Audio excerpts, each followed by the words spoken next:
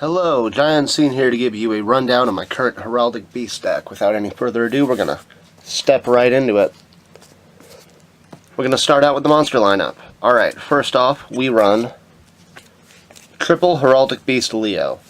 This is nearly self-explanatory, as this is sort of the cover card of the deck. Leo is a wonderful 2000 beater and also a very powerful searcher, because he searches every time he goes to the graveyard. Once per turn, no matter where he was sent there from. He's got the same ruling as Dandelion on him being sent. Next, we have 3 Heraldic Beast Aberconway. Aberconway is nowhere near as good of a card as Leo. Aberconway is here mostly because he's an 1800 beater, he's a wind type, and he's got a decent late game effect. When you have 2 in the graveyard, you can banish one of them to add a Heraldic back to your hand. This lets you recoup some of the hand advantage you lose near the end of the game. Next, we have 2 Heraldic Beast Eale. Eale is brought down to 2 this format because he can no longer make those Shockmaster plays for us. But he's still an Earth type, he's still got an explosive effect, so we keep him in for that. But definitely a 2 monster, definitely the first Heraldic I'd drop if I had to drop something from the deck. Next we have 2 Heraldic Beast Basilisk. Basilisk here is our removal problem cards. He gets rid of the legendary Samurai Shien. He gets rid of Dracosac. He gets rid of whatever you want to crash him into. His effect is that after damage calculation, destroy any monster that battles his card. He's spot removal. He's an Earth type. He's wonderful. Alright, getting out of the Heraldics, next we have our tuner, TG Striker. TG Striker is another Earth, and he's got a Cyber Dragon effect. When your opponent controls monsters and you don't, you can special summon them. Him plus any Heraldic, except for Aberconway, equals Naturia Barkion, who's here to replace our Shockmaster that we lost this format. Next, the big guy, we got 2 Redox Dragon Ruler of Boulders. Redox is another monster reborn. Redox, he's got decent defense. If you're really in a pinch and you need to be on the run and summon him in defense, but really he's there for that drop himself in an Earth to special anything from grave. Powerful effect, and something that just keeps our graveyard under control.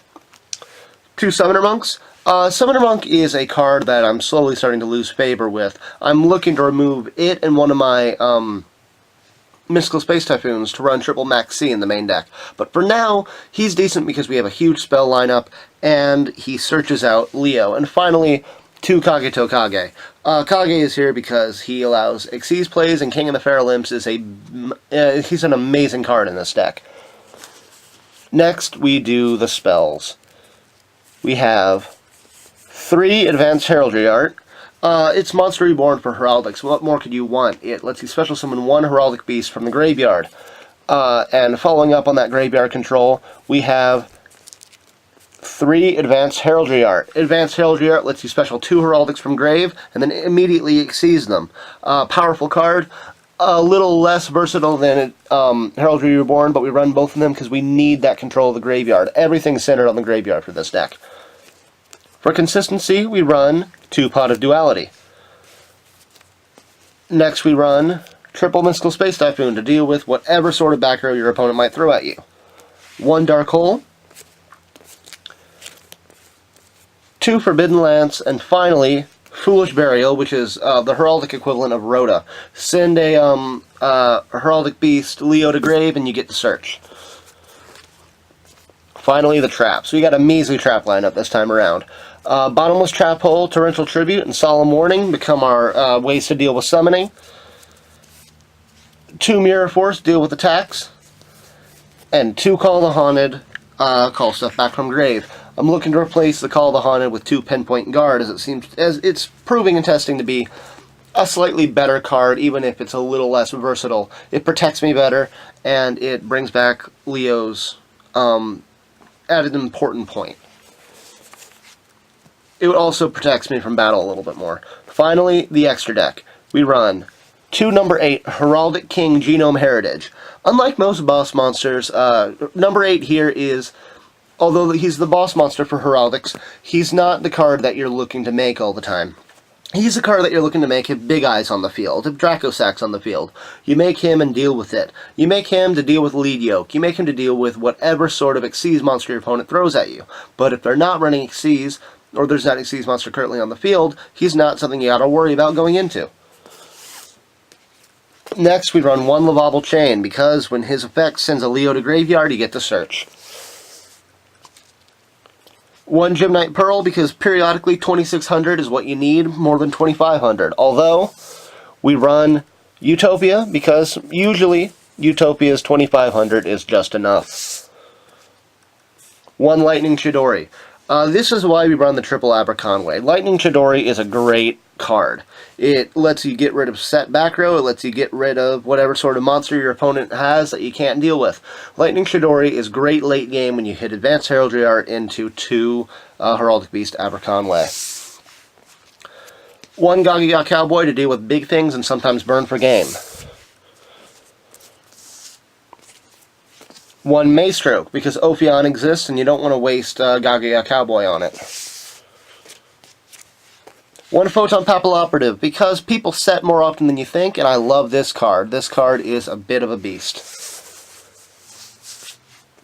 And we got King of the Feral Imps, who generates amazing advantage in this deck. If you have a Leo on this guy as an Xyz material, detach it, search for a Kagetokage, then search off a Leo, you've just recouped 2 cards into your hand. And you have a guaranteed Xyz play next turn. One Vylon Disigma. He stands in for our Big Eye equivalent. He's pretty powerful, though he can be a waste of resources. Use him with caution. One Gaia, the Force of the Earth. And one Naturia Barkion. That is a Barkion. It's hard to tell from this angle, but that's a Barkion. Naturia Barkion is here to help with our stunning abilities. I'd run Beast as well as if I could, but I don't run any level 3s. Barkion's just an overall solid play. You know, sink into him with a Leo and a TG Striker, you get a search, you have something in your hand, and you can deal with any traps your opponent can throw at you. Additionally, the deck also runs Diamond Direwolf and Black Ship of Corn, but I do not have them currently in my possession. So that's it. That's my Heraldic Beast deck for now. I'm looking to make some updates to it. More hand traps, a little less minusing off of the Summoner Monk plays, and a little less just paranoia about my opponent's spell cards by dropping an MST. The entire deck change is minus 2 Summoner Monks and 1 MST for 3 Max C, and then get rid of the 2 Call of the Haunted for pinpoint guards. Other than that, the deck is, as it stands, finished. I love this deck. I've been playing it since the deck released. It's actually good support in Cosmoblazer. It's a deck I'll keep playing for some time unless they suddenly ban Leo or something. Shockmaster comes back, I love it. If not, I'll keep playing it, keep messing around with it, keep the synchros coming, I suppose. Yeah, that's my Heraldic Beast. Thanks for watching.